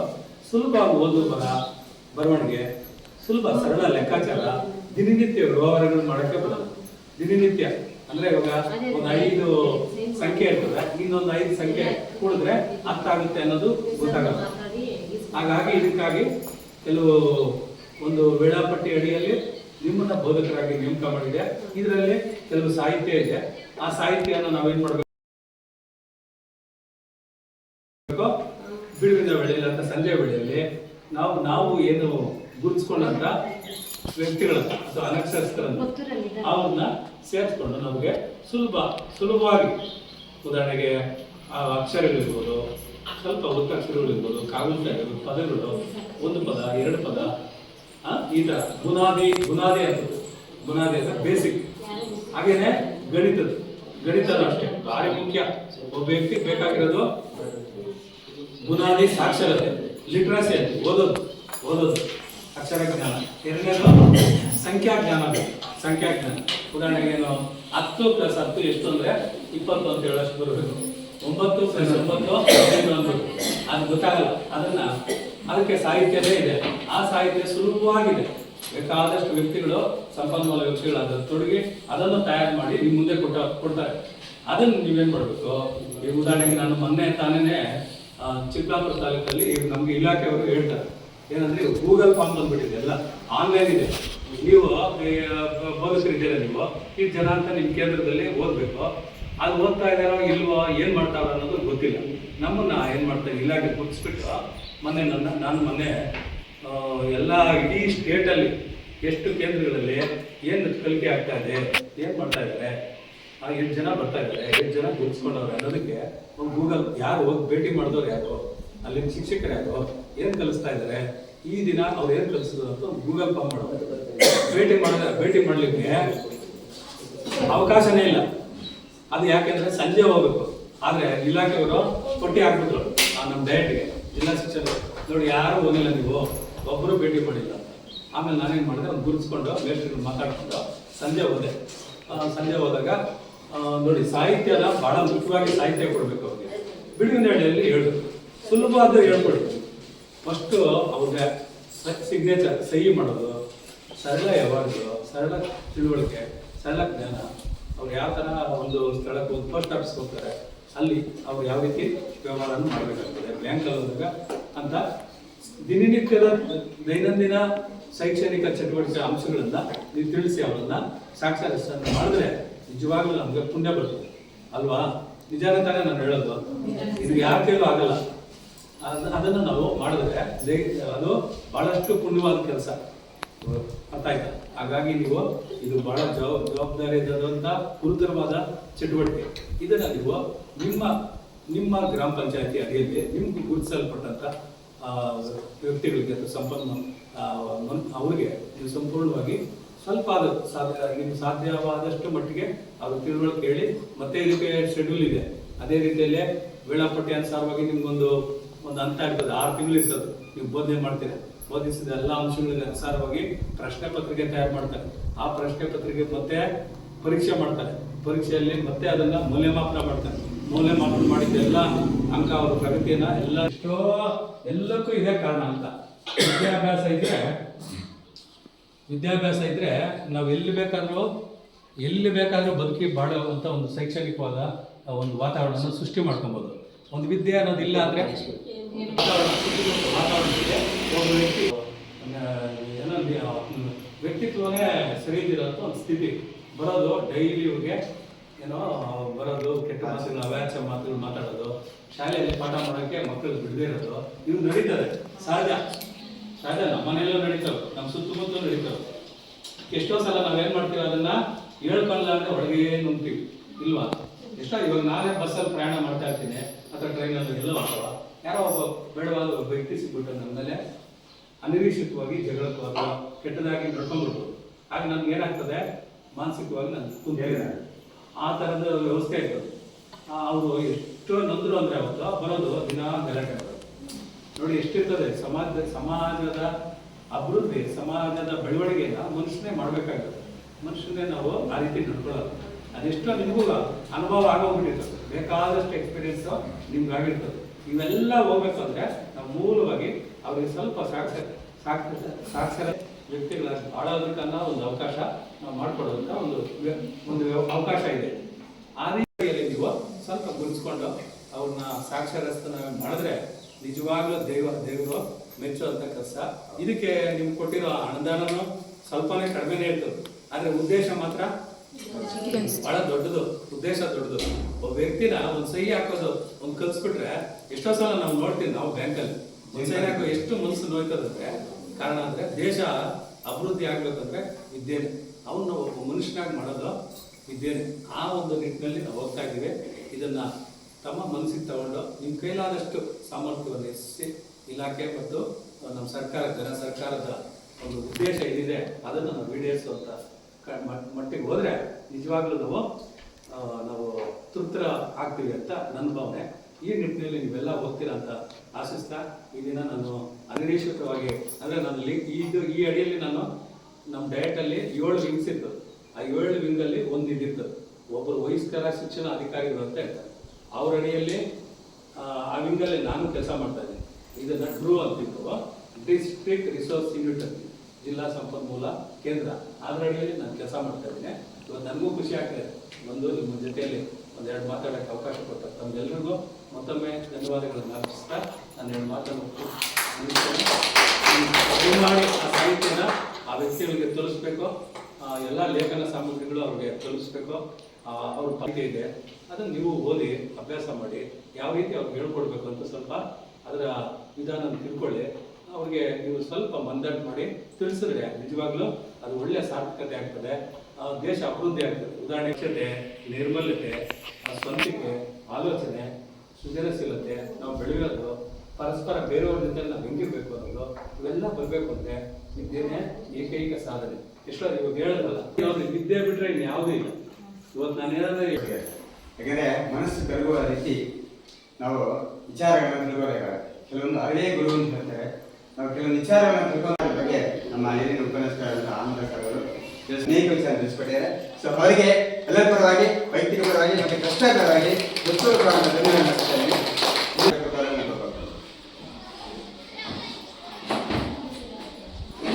ಎಲ್ಲ ವಿಷಯವನ್ನ ಕೂಲಂಕುಷವಾಗಿ ನಮ್ಮ ಆನಂದ್ ಸರ್ ಬಿಡಿಯಾಗಿ ಮತ್ತೆ ನಮ್ಮ MR ಸರ್ ಎಲ್ಲ ಈಶ್ವರ ಸರ್ ಅವರೆಲ್ಲ ಹೇಳಿದ್ದಾರೆ. ಈ ಒಂದು ಕಾರ್ಯಕ್ರಮಕ್ಕೆ ಎಲ್ಲರೂ ಕೂಡ ಹಾಗೆಯೇ ನಿಮ್ಮನ್ನು ಕರ್ಕೊಂಡ್ಬಂದು ಕಟ್ಟಾಕಂಗಿಲ್ಲ. ಅದಕ್ಕೆ ನಾವು ಸಮೀಕ್ಷೆ ಮಾಡಿದ್ವಿ. ಸಮೀಕ್ಷೆ ಮಾಡಿದಾಗ ಎಲ್ಲ ಮುಖ್ಯ ಶಿಕ್ಷಕರ ಸಮೀಕ್ಷೆ ಮಾಡಿ ನಾವು ಯಾರಿದ್ದಾರೆ ಸ್ವಲ್ಪ ಪತ್ತೆ ಮಾಡಿ 20 ಜನ ಸಿಕ್ಕಿದ್ದಾರೆ. ಆ 820 ಜನಕ್ಕೆ ನೀವು ಸಾಕ್ಷರತೆಯನ್ನು ಕಳಿಸ್ಬೇಕಾಗುತ್ತೆ. ಏನಂದ್ರೆ ಆವಾಗ ಹೇಳ್ತಿದ್ರು ವಿದ್ಯೆ ಇಲ್ದಿದ್ರೆ ಏನೂ ಇಲ್ಲ, ಹೆಬ್ಬಟ್ಟಾಗ್ತಾ ಇರುವಾಗ ನಾವು ಏನು ಬೇಕಂದ್ರೆ ಮೋಸ ಮಾಡ್ತಕ್ಕಂಥದ್ದು ನಾವು ಅನೇಕ ಸಂದರ್ಭದಲ್ಲಿ ನೋಡ್ತೀವಿ. ಮುಖ್ಯವಾಗಿ ಇಲ್ಲಿ ಕಾರ್ಖಾನೆಗಳು 2-3 ಕಾರ್ಖಾನೆ ಕೆಲಸ ಮಾಡಬೇಕು. ಯಾವುದಂದ್ರೆ ಮೊದಲಿಗೆ ಮಗು ಹುಟ್ಟಿದ ತಕ್ಷಣ ಆ ಮನೆಯಲ್ಲಿ ತಾಯಿ ಏನಾದರೂ ಒಳ್ಳೆ ಒಂದು ನಡವಳಿಕೆ, ಒಂದು ಭಾಷೆ, ಒಂದು ಅನುಕರಣೆ ಅಲ್ಲಿಂದಾನೇ ಬಂದ್ಬಿಡುತ್ತೆ. ನಾವು ಬೇರೆ ಎಲ್ಲಿ ನೋಡೋಂಗಿಲ್ಲ. ಒಂದು ಮಗುವನ್ನು ಮಾತಾಡ್ಬಿಟ್ರೆ ನಿಮ್ಮ ಮನೆ ಪರಿಸ್ಥಿತಿ ಏನು ಅಂತ ಅರ್ಥ ಆಗ್ಬಿಡುತ್ತೆ. ಆ ಮನೆಯಲ್ಲಿ ಆ ತಾಯಿ ಕಾರ್ಖಾನೆಯಲ್ಲಿ ಅಲ್ಲಿ ಕೆಲಸ ಮಾಡಿಬಿಟ್ರಂದ್ರೆ ಅಲ್ಲೇ ಫಿಲ್ಟರ್ ಆಗಿಬಿಡುತ್ತೆ. ಆ ಫಿಲ್ಟರ್ ಆಗಿರ್ತಕ್ಕಂಥದ್ದು ಒಳ್ಳೆ ಸಂಸ್ಕಾರ ಅನ್ಕೊಂತೀವಿ. ಮಗು ಏನು ಗೊತ್ತಾಗೋದಿಲ್ಲ, ಇದು ಚಿಕ್ಕ ಮಗು ಅನ್ಕೊಂತೀವಿ. ನೀವು ಚಿಕ್ಕ ಮಗು ಅನ್ಕೋಬೇಡಿ. ಇವಾಗ ನಾವು ಅವ್ರ ಹತ್ರ ಚಿಕ್ಕವರು. ಇವಾಗ ಒಂದು ಫೋನ್ ತಗೊಳ್ಳಿ, ಆ ಫೋನಲ್ಲಿ ನಮಗೆ ಗೊತ್ತಿಲ್ಲದೆಲ್ಲ ಅವ್ರು ತೆಗಿತಾರೆ. ಫೋನ್ ತಗೊಂಡ್ರೆ ಇವಾಗ ಓದು ಬರೋದು ಬರದೇ ಇರೋದನ್ನ ಅನಕ್ಷರಸ್ಥರು ಅಂತೀವಿ. ಇವಾಗ ನಮಗೆ ನಾವೆಲ್ಲ ಓದಿದ್ರು ಕೂಡ ಯಾರು ಕಂಪ್ಯೂಟರ್ ಮತ್ತೆ ಇದನ್ನ ಆಪರೇಟ್ ಮಾಡೋದಿಲ್ಲ ಅವರೆಲ್ಲ ಕೂಡ ನಾವೆಲ್ಲ ಅನಕ್ಷರಸ್ಥ ಗುಂಪಿಗೆ ಸೇರ್ತಾ ಇದ್ವಿ. ಇವಾಗ ಒಂದು ಚಿಕ್ಕ ಮಗು ಇವಾಗ ನೋಡಿ ನಿಮ್ಮ ಮನೆಗಳಲ್ಲೇ ಇರ್ತಾರೆ, ಚಿಕ್ಕ ಮಕ್ಳು ಇರ್ತಾರೆ, ಅವ್ರು ಫೋನ್ ಕೊಟ್ಟು ನೋಡಿ, ನಮ್ಗೆ ಗೊತ್ತಾಗೋದಿಲ್ಲ. ಅವ್ರು ಬೇಕಾಗಿದ್ದು ಯಾವ ಆಡಬೇಕು, ಅದು ಇದು ಬೇಕು, ಯಾವ ಚೀಟಿ ಇರಬೇಕು ಎಲ್ಲ ಹಾಕೊಂಡು ನೋಡ್ತಾರೆ. ಅಷ್ಟು ಮುಂದೆ ಬರೀತಾ ಇದೆ. ಆವಾಗ ಆ ತಾಯಿಯನ್ನವರು ಅಲ್ಲಿ ಸಂಸ್ಕಾರ ಕಳಿಸ್ಬೇಕು. ಮೊಬೈಲ್ ಚೆಕ್ ಮಾಡ್ತಕ್ಕಂಥದ್ದು ಅದು ಹಾನಿಕರ. ಅದನ್ನು ಮುಂದೆ ನಿಮಗೆ ಗೊತ್ತಾಗುತ್ತೆ. ಯಾಕಂದರೆ ನೀವು ಒಬ್ಬ ಶಿಕ್ಷಕ ವೃತ್ತಿ, ಆ ವೃತ್ತಿಗೆ ಸಮಾನವಾಗಿರ್ತಕ್ಕಂಥ ಒಂದು ವೃತ್ತಿಯನ್ನು ಕಳಿಸ್ತಕ್ಕಂಥದ್ದು. ನಾವು ಬಂದಮೇಲೆ ಯಾರಾದರೂ ಒಂದು ಉಪಕಾರ ಮಾಡಿ ಹೋಗ್ಬೇಕು, ಒಂದು ಮರ ಬೆಳೆಸಬೇಕು. ಯಾಕಂದರೆ ನಾವು ಇವತ್ತು ಇರ್ತೀವಿ ಹೋಗ್ತೀವಿ, ಆದರೆ ಮರ ಸುಮಾರು 1000 ವರ್ಷಗಳಿರುತ್ತೆ. ಅದಕ್ಕೆ ನೀವು ಅಷ್ಟೇ, ನೀವು ಇರ್ತಕ್ಕಂಥ ಮನೆ ಪಕ್ಕದಲ್ಲಿ ಒಂದು 4 ಅಕ್ಷರ ಜ್ಞಾನವನ್ನು ಕಳಿಸ್ಬೇಕು. ನಾನು ಟೀಚರ್ ಆಗಿ ನಮ್ಮಮ್ಮ ಕಳಿಸ್ಬೇಕಂದ್ರೆ ನನ್ನ ಕೈಲಿ ಆಗಲಿಲ್ಲ. ಆಶಾ ವರ್ಕರ್ 2 ದಿನದಲ್ಲಿ ಕಳಿಸ್ಬಿಟ್ಟಿದ್ರು. ಏನಂದರೆ ಹೆಸರು ಬರೀತಾ ಇದ್ರು, ಏನಮ್ಮ ಹೆಸರು ಬರೀತಾ ಇದ್ದೀನಿ, ಯಾರು ಕಳಿಸಿದ್ದು, ನಾನು ಕಳಿಸಿದ ಕರಲ್ಲ ಕಲಿಯಿಲ್ಲ ಅಂದರೆ ಈ ಪೋಪ ಅಂದ್ಬಿಡು, ನನಗೆ ಈ ಪೋಪ ಇವ್ರು ತಿನ್ಕೋಲ್ಲ ಅನ್ನೋದು. ಆದ್ರೆ ಆಶಾ ವರ್ಕರ್ ಬಂದ್ಬಿಟ್ಟು 2ನೇ ದಿನ ರಂಗೋಲಿ ಹಾಕ್ಬಿಟ್ಟು ಚುಕ್ಕಿಗೆ ಇಟ್ಬಿಟ್ಟು ಈ ಚುಕ್ಕಿಯಲ್ಲಿ ಹಿಂಗೆ ಹಾಕ್ಬಿಟ್ಟು ಹಿಂಗೆ ಹಾಕೋ ಮನಸ್ಸಿಗೆ 2 ದಿನದಲ್ಲಿ ಹೆಸರು ಬರೀತಾ ಇದ್ದಾರೆ. ನಮ್ಮಲ್ಲಿ ಅಸಾಧ್ಯವಾದದ್ದು ಯಾವುದೂ ಇಲ್ಲ, ಸಾಧ್ಯ ಆಗುತ್ತೆ ನಿಮ್ಮ ಕೈಯಲ್ಲಿ. ಆವಾಗ ಈ ಕಾರ್ಖಾನೆ ತಾಯಿಯಿಂದ ಒಳ್ಳೆ ಫಿಲ್ಟರ್ ಮಗು ನಮ್ಮ ಹತ್ರ ಬಂದ್ಬಿಟ್ರೆ ಅಲ್ಲಿಂದ ಫಿಲ್ಟರ್ ಮಾಡಿರ್ತಕ್ಕಂಥ ಮಗು ನಾವಿರ್ತೀವಿ. ನಾವಿದ್ದಾಗ ನಮ್ಮಲ್ಲಿ ಅಲ್ಲಿ ಏನು ಬೇಕೋ, ಯಾವ ರೀತಿ ಶಿಲ್ಪ ಚೆಕ್ ಬೇಕೋ ಆ ರೀತಿ ಎಲ್ಲ ನಾವು ಸಿದ್ಧತೆ ಮಾಡ್ತೀವಿ. ನಮ್ಮ ಹತ್ರನೂ ಆಗದೆ ಇರೋದು, ನಮ್ಮ ಹತ್ರ ಫಿಲ್ಟರ್ ಹಾಕಲಿಲ್ಲ ಅಂದರೆ ಮುಂದೆ ಹೋಗ್ತಾರೆ. ಎಲ್ಲಿಗೆ? ಪೊಲೀಸ್ ಸ್ಟೇಷನ್ಗೆ ಹೋಗ್ತಾರೆ. ಅಲ್ಲಿ ಒಂದು ಕಾರ್ಖಾನೆ ಇದೆ. ಆ ಕಾರ್ಖಾನೆಯಲ್ಲಿ ಅವ್ರು ಏನು ಬೇಕು ಅದೆಲ್ಲ ರೆಡಿ ಮಾಡ್ತಾರೆ. ಅಲ್ಲಿ ಫಿಲ್ಟರ್ ಆಗಲಿಲ್ಲ ಅಂದರೆ ತಿರುಗ್ತಾರೆ. ಅವ್ರು ಯಾರು ಸಾಮಾನ್ಯವಾಗಿ ಎಜುಕೇಶನ್ ನಿಂತಿದ್ರೆ ಅಲ್ಲಿವರೆಗೂ ಹೋಗೋದಿಲ್ಲ. ತಿಳುವಳಿಕೆ ಬರುತ್ತೆ, ನಾನು ಏನು ಮಾಡಬೇಕು ಅನ್ನೋದು ತಿಳುವಳಿಕೆ ಯಾವಾಗ ಇಲ್ವೋ ಆವಾಗ ಮಾಡಬಾರ್ದೆಲ್ಲ ಮಾಡ್ತಾರೆ. ನಾವು ಹೇಳಿದ್ರು ಕೂಡ ಅರ್ಥ ಆಗೋದಿಲ್ಲ. ಆದರೆ ಅನಕ್ಷರಸ್ಥ ನಮಗಿಂತ ಬುದ್ಧಿಹೀನರ, ನಮಗಿಂತ ಬುದ್ಧಿವಂತರೆ. ಒಂದು ನಾಟಕ ಆಡಿದ್ವಿ, ಒಂದು ಆ ನಾಟಕ ಆಡಿದ್ರೆ ನಾನು ಪೇಪರ್ ಇಟ್ಕೊಂಡು ಒಂದು 10 ಸಲ ಹಾಗೇ ಗಟ್ ಮಾಡಬೇಕು. ಅವನಿಗೆ ದುರ್ಯೋಧನ ಪಾಠ ಕೊಟ್ಟಿದ್ರು, ಒಂದೇ ಸಲ ಅವ್ನಿಗೆ ಹೇಳಿದ್ದು ಗುರು, ಒಂದೇ ಸಲ ಹೇಳಿದ್ರೆ ಈ ನಾಟಕದಲ್ಲಿ ಹೇಗಿದೆಯೋ ಹಂಗೆ ಹೇಳ್ತಾನೆ. ಒಂದು ಹಾಡು ಕ್ಯಾಸೆಟಲ್ಲಿ ಒಂದು ಸಲ ಕೇಳ್ಬಿಟ್ರೆ ಅವನು ಒಂದೇ ಸಲ ಯಾವ ಫಿಲಿಮ್ ಬರಲಿ, ಯಾವ ಹಾಡೇ ಬರಲಿ, ಒಂದು ಸಲ ಬಂದರೆ ಆ ಹಾಡನ್ನು ಪೂರ್ತಿ ಹೇಳ್ಬಿಡ್ತಾರೆ. ಅಷ್ಟು ಸಮರ್ಥೆ ಇರುತ್ತೆ ಅವ್ರಿಗೆ. ಮತ್ತೆ ಏನಾದ್ರು ಲೆಕ್ಕಾಚಾರ ತಗೊಂಡಿದ್ವಿ. ಲೆಕ್ಕಾಚಾರ ನಮ್ಮೂರಲ್ಲಿ ಒಂದು 10 ನಾಡು ಇದೆ ಒಬ್ಬರಿಗೆ. ನಾವು ಕರ್ಕೊಂಡಾಗ ಏನು ಮಾಸ್ಟರ್ ಬರ್ತಾ ಇದ್ದಾರೆ, ಸ್ವಲ್ಪ ಲೆಕ್ಕಕ್ಕೆ ಹಾಕೋಲ್ಲ ಅಂತ ಹೇಳಿದ್ರೆ ಅವ್ರು ವಯಸ್ಸಲ್ಲಿ ಬರೋದಿಲ್ಲ, ದುಡ್ಡು ಹೇಳಿಸ್ತಾರೆ. ಆದರೆ ಬಾ ಅಂತಾರೆ. ಬಾ ಅಂದ್ಬಿಟ್ಟು ಎಷ್ಟಾಯ್ತು ಅಂದರೆ ಅವ್ರು ಹೇಳ್ಬಿಡ್ತಾರೆ, ನಾನು ಈ ಕಡೆ ಬರ್ದು ಈ ಕಡೆ ಬರ್ದು 40,000 20,000 ಅಂತ ಈ ಕಡೆ ಬರೋ ವರ್ಷಕ್ಕೆ ಅವ್ನ ಮೈಂಡಲ್ಲಿ ನಾನು ಮೊದಲೇ ಅರ್ಧ ಗಂಟೆ ಬಂದೇ ಹೇಳ್ತಾರೆ. ಅಷ್ಟು ಸಾಮರ್ಥ್ಯ ಇರುತ್ತೆ. ಅವರ ಏನಂದ್ರೆ ಆ ಬರ್ತಕ್ಕಂಥ ಮನೆ ಪರಿಸ್ಥಿತಿ, ಆ ವಾತಾವರಣ, ಆಗಿನ ಪರಿಸ್ಥಿತಿ. ಇವಾಗ ನಾವೆಲ್ಲ ಓದಿರುವಾಗ ನಮ್ಗೆ ಯಾರು ಹೋಗಿ ಹಿಂಗೆ ಕರ್ಕೊಂಡೋಗಿ ಮನೇಲಿ ಕೂರಿಸಿ ಅಪ್ಪ ಅಮ್ಮ ಕೂರಿಸ್ಕೊಂಡು ಇದು ಬರೀ ಅದು ಬರೀ ಅಂತ ಹೇಳಿರ್ಲಿಲ್ಲ. ನಾವೇನೋ ನಮ್ಮ ತಿಳುವಳಿಕೆ ಮೇಲೆ ನಾವು ಬಂದಿರೋದು ಅಷ್ಟೇ. ಇವಾಗ ಎಷ್ಟೊಂದು ಅನುಕೂಲ ಕೊಡ್ತಾ ಇದೆ ಸರ್ಕಾರ ನಿಮ್ಮ ಮಕ್ಕಳಿಗೆ. ನೀವೆಲ್ಲ ಕೂಡ ಬಟ್ಟೆ ಫ್ರೀ, ಶೂ, ಸಾಸು, ತಿನ್ನಕೂಟ, ಮೊಟ್ಟೆ ಇವೆಲ್ಲ ಕೂಡ ಇಷ್ಟೆಲ್ಲ ಏನು ಬೇಕು ಸ್ವಲ್ಪ ಸಂಸ್ಕಾರ ಕಳಿಸಿ ಒಳ್ಳೆ ಸಾಯಂಕಾಲ ಓದ್ಸಕ್ಕೆ ಬಿಡಿ. ಮತ್ತೆ ಏನೇನು ಮಾಡ್ತಾರ ಅವರಲ್ಲಿ ಕಲೆ ಏನಿದೆ ಆ ಕಲೆಗೂ ಪ್ರೋತ್ಸಾಹ ನೀಡಿ. ಇವೆಲ್ಲ ಕೂಡ ಈ ಸಾಕ್ಷರತೆಯಲ್ಲಿ ಬರ್ತಕ್ಕಂಥದ್ದು. ಆ ಸಾಕ್ಷರತೆಯಲ್ಲಿ ಯಾಕಪ್ಪ ಇಲ್ಲ ಅಂದರೆ ಆ ಬಡತನ ರೇಖೆ ಅಂತ ಕೆಳಗಡೆ ಇರ್ತಕ್ಕಂಥದ್ದು ಇವೆಲ್ಲ ನೋಡ್ಕೋಬೇಕಾಗುತ್ತೆ. ಈ 820 ಜನರಲ್ಲಿ ನೀವು ನಿಮ್ಮ ಆತ್ಮಸಾಕ್ಷಿಯಾಗಿ ನಾನು ಇಷ್ಟು ಜನ ಕಳಿಸ್ತೀನಿ ಅಂತಕ್ಕಂಥದ್ದು ಇರಬೇಕು. ಯಾಕಂದರೆ ನನ್ನಿಂದ 4 ಜನ ಎಲ್ಲರೂ ಬೆಳಗ್ಗೆಯಿಂದ ಇವತ್ತು ಪ್ರೋಗ್ರಾಮ್ ಕ್ಯಾನ್ಸಲ್ ಮಾಡೋಣ ಅಂತೇಳಿ ಹೆಡ್ ಮಾಸ್ಟರ್ ಎಲ್ಲ ಮಾತಾಡ್ಕೊಂಡು ಮತ್ತೆ ಮೀಟಿಂಗ್ ಎಲ್ಲ ಇವತ್ತೇ ಹಾಕ್ಬಿಟ್ಟಿದ್ದಾರೆ. ಎಂಥವರು ಬೆಳಗ್ಗೆ ನೆನ್ನೆ ಹಾಕಿದ್ದಾರೆ. ನಾವೆಲ್ಲ ಹೇಳ್ಬಿಟ್ಟಿದ್ದೀವಿ ಇವತ್ತು ಎಂಥವರು ಎಲ್ಲ ಸ್ಕೂಲ್ ಲಿಸ್ಟ್ ಬರ್ತಾ ಇದೀವಿ ಅಲ್ಲೇ ಇರ್ಬೇಕು ಅಂತ ಇದ್ದಾರೆ. ಅಲ್ಲಿ ಅಡುಗೆಯವರು ಜಾಸ್ತಿ ಇದ್ದಾರೆ, ಅಡುಗೆಯವರು ಬರೋಂಗಿಲ್ಲ.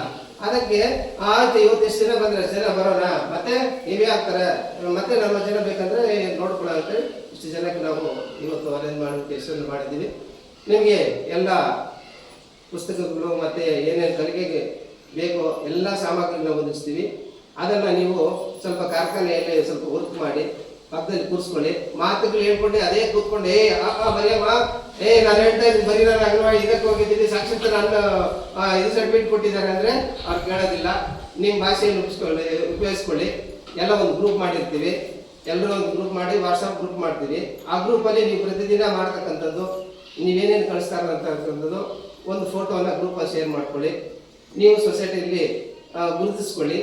ನೀವು ಗುರುತಿಸಿದ ಮೇಲೆ ನಾವೆಲ್ಲ ಕೂಡ ನಿಮ್ಮ ಬೆಂಬಲವಾಗಿರ್ತೀವಿ. ಆ ಶಾಲೆಯ ಮುಖ್ಯ ಶಿಕ್ಷಕರು ಕೂಡ ಉಸ್ತುವಾರಾಗಿರ್ತಾರೆ. ನಿಮ್ಮ ಸ್ಕೂಲ್ ಇರ್ತಾರಲ್ಲ, ಆ ಶಾಲೆಯ ಮುಖ್ಯ ಶಿಕ್ಷಕರೆಲ್ಲ ನಿಮ್ಮ ಉಸ್ತುವಾರಿ ಇರ್ತಾರೆ. ಅದ್ರ ಮೇಲೆ ನಾವು ಕೂಡ ಆವಾಗ ವಿಸಿಟ್ ಬರ್ತೀವಿ ನೈಟು. ಅಂದರೆ ಬೆಳಗ್ಗೆ ಎಲ್ಲ ನೈಟು ಕ್ಲಾಸ್ ಅಲ್ಲ ಇದು. ಯಾಕಂದರೆ ಬೆಳಗ್ಗೆ ಎಲ್ಲ ಇವತ್ತು ಒಂದು ಮೀಟಿಂಗ್ ನಾವು 20 ರೂಪಾಯಿ ಕೊಡೋದು. ಮೀಟಿಂಗ್ 2 ದಿನ ಮಾಡಬೇಕಂದ್ರೆ ಯಾರು ಬರಲ್ಲ ಸರ್. ಅದಕ್ಕೆ ಒಂದು ದಿನ ಕೂಲಿಗೆ ಹೋದರೆ ಬೆಳಗ್ಗೆ ಕರ್ಕೊಂಡು ಹೋಗ್ತಾರೆ, ಅದು ಆಟೋದಲ್ಲಿ ಕರ್ಕೊಂಡು ಹೋಗ್ತಾರೆ, ಮತ್ತೆ ಕಾಫಿ ಕೊಡ್ತಾರೆ, ಕೆಲಸ ಸ್ಟಾರ್ಟ್ ಮಾಡೋಷ್ಟೊತ್ತಿಗೆ ಕಾಫಿ ಕೊಡ್ತಾರೆ, ಮತ್ತೆ ಊಟ ಕೊಡ್ತಾರೆ, ಮತ್ತೆ ಕರ್ಕೊಂಡು ಮತ್ತೆ ಮನೆಗೆ ಕೊಡ್ತಾರೆ, 500 ರೂಪಾಯಿ ಕೊಡ್ತಾರೆ. ಇಲ್ಲಿ 20 ರೂಪಾಯಿ ಕುತ್ಕೋಬೇಕಂದ್ರೆ ಯಾರು ಕುತ್ಕೊಂತಾರೆ? ಕುತ್ಕೊಳ್ಳೋದಿಲ್ಲ. ನಿಮ್ಗೆ ನಾವು ಕೊಡ್ತಕ್ಕಂಥದ್ದು ಕೂಡ ನಮ್ಮ ಸಾರ್ ಹೇಳ್ತಿದ್ರು ಅವಾಗ, ಕನಿಷ್ಠ ಅಷ್ಟೇ ನಿಮ್ಮ ಸಾಕ್ಷರತೆ ಬೆಳಗಲಿ ಅಂತ ಹೇಳ್ಬಿಟ್ಟು ನಾವು ಈ ಕಾರ್ಯಕ್ರಮವನ್ನು ಮಾಡ್ತಾ ಇದ್ವಿ. ಅದರಲ್ಲಿ ನೀವು ಸ್ವಲ್ಪ ಬೆಳೆಸಿದ್ರೆ ಮುಂದಿನ ನಮ್ಮ ಕ್ಲಸ್ಟರಲ್ಲಿ ಯಾರು ಅನಕ್ಷರಿಲ್ಲ ಅಂತಕ್ಕಂಥದ್ದು ಆ ರೀತಿ ಮಾಡಬೇಕಂತ. ಇನ್ನು ಉಸ್ತುವಾರಿ ನಮ್ಮ ಪಂಚಾಯತಿಯವರು ಅಧ್ಯಕ್ಷರು ಬರ್ಬೋದು, PDO ಅವರು ಉಸ್ತುವಾರಿ ಇರ್ತಾರೆ, ನಮ್ಮ ಕ್ಷೇತ್ರ ಶಿಕ್ಷಣಾಧಿಕಾರಿಗಳು ಇರ್ತಾರೆ. ಆವಾಗ ಎಲ್ಲ ಇವಾಗ 3 ಕ್ಲಸ್ಟರ್ಗಳಲ್ಲಿ ಇದೊಂದು ಈ ಕಾರ್ಯಕ್ರಮ ನಡೀತಾ ಇದೆ. ಅಮಡಿಗ್ಯಾನಲ್ಲಿ ಕ್ಲಸ್ಟರು, ರಾಗುಟ್ಟಳ್ಳಿ ಮತ್ತು ಕಂಚಾರಲ್ಲಿ 3 ಕಡೆ ನಡೀತಾ ಇದೆ. ಮಾಡಲು ಅವಕಾಶ ಕೊಟ್ಟಂತ ಎಲ್ಲ ನಮ್ಮ ಅಧ್ಯಕ್ಷರು ಎಲ್ಲ ಇದುವರೆಗೂ ನಮ್ಮ ಕ್ಲಸ್ಟರ್ನ ಸಂಪನ್ನ ವ್ಯಕ್ತಿಗಳಾದ ಶ್ರೀ ಡಿ ಶ್ರೀರಾಮಪ್ಪನವರು ವಿಚಾರಗಳನ್ನ ತುಂಬ ಹುಮ್ಮಸ್ಸಿನಿಂದ ನಗುಮುಖದಿಂದ ಹಂಚಿಕೊಂಡಿದ್ದಾರೆ ನಿಮ್ಮಲ್ಲಿ. ನಿಜವಾಗಿ ಸಹಿತ ಹಾಗೆಯೇ ಬಂದಿರತಕ್ಕಂಥ ಅತಿಥಿಗಳಿಗೆ, ಹಿರಿಯ ಅಧಿಕಾರಿಗಳಿಗೆ ಮತ್ತು ನಮ್ಮ ಮಿತ್ರರಿಗೆ, CRP ಅವರೇ ಹೃತ್ಪೂರ್ವಕ ಧನ್ಯವಾದ ಅರ್ಪಿಸಬೇಕು ಅಂತ ನಮ್ಮ ಮತ್ತೆ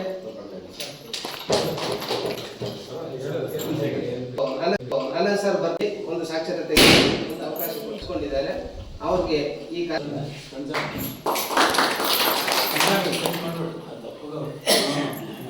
ರೆಡ್ಡಿ ಸರ್ ಅವರು ಈ ಕಾರ್ಯಕ್ರಮಕ್ಕೆ ಸಕಾಲದಲ್ಲಿ ಆಗಮಿಸಿ ಈ ಕಾರ್ಯಕ್ರಮ ಯಶಸ್ವಿಯಾಗಿ ನಡೆಸಿಕೊಟ್ಟಿದ್ದಾರೆ. ಅವ್ರಿಗೂ ಅಭಿನಂದನೆಗಳನ್ನು ಸಲ್ಲಿಸಿದ್ದಾರೆ. ನಮ್ಮ ಕೇಂದ್ರ ಶಾಲೆಯಾಗಿರ್ತಕ್ಕಂಥ ನಮ್ಮ ಪ್ರೌಢಶಾಲೆಯ ಅಧ್ಯಕ್ಷರಾಗಿರ್ತಕ್ಕಂಥ ಸಹಶಿಕ್ಷಣ ಅಧ್ಯಕ್ಷರು, ನಮ್ಮ ಸಹಪಾಠಿಗಳು ಹಾಗೂ ನಮ್ಮ ಸ್ನೇಹಿತರಾಗಿ ಎಲ್ಲ ಅವರಿಗೂ ಕೂಡ ಹಾಗೂ ನಮ್ಮ ಕ್ಲಸ್ಟರಿನ ಮುಖ್ಯ ಶಿಕ್ಷಕರು, ಬಡ್ತಿ ಮುಖ್ಯ ಶಿಕ್ಷಕರು, ನಮ್ಮ ಕ್ಲಾಸ್ಮೇಟ್ ಅವರು B.Ed ನಾವೆಲ್ಲ ಕ್ಲಾಸ್ಮೇಟು, ಅವ್ರಿಗೂ ಕೂಡ ಈ ಕಾರ್ಯಕ್ರಮ ಪರವಾಗಿ ಹೃದಯಪೂರ್ವಕ ಬೀಳ್ಕೊಡುಗೆ ಮಾಡಿ